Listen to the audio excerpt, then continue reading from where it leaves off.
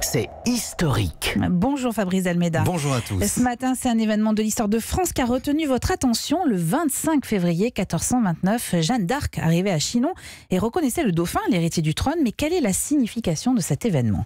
Dans la vie de Jeanne d'Arc, cet événement est crucial. C'est un de ses premiers miracles qui va la distinguer du commun des mortels. Rappelez-vous, Jeanne, la petite paysanne, est parvenue à traverser les lignes anglaises avec une petite escorte. Elle est partie de Vaucouleurs, une zone favorable au dauphin, l'héritier du trône de France détrôné par les Anglais, pour aller le voir à Chinon.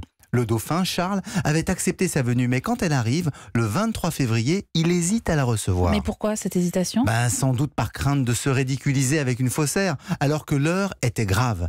Il venait de perdre une bataille essentielle pour soutenir Orléans, son verrou sur la Seine, assiégé par les Anglais et proche de la défaite. Mais après 2 jours de réflexion, il accepte l'entrevue.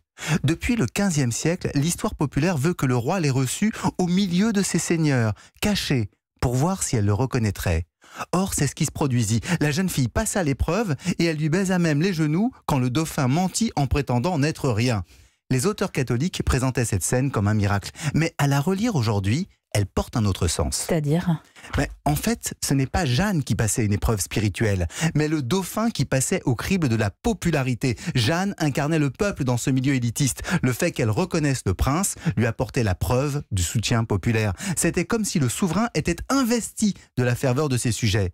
À l'inverse, le dauphin, en reconnaissant Jeanne, l'investissait d'un pouvoir spirituel. C'est ainsi que cette histoire miraculeuse met en scène l'échange de légitimité entre la pucelle et le futur roi. Chacun était le garant de la valeur de l'autre. Le dauphin était sacré et deviendrait roi.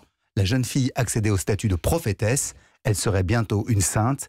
Et tout cela est dit dans la rencontre du 25 février 1429.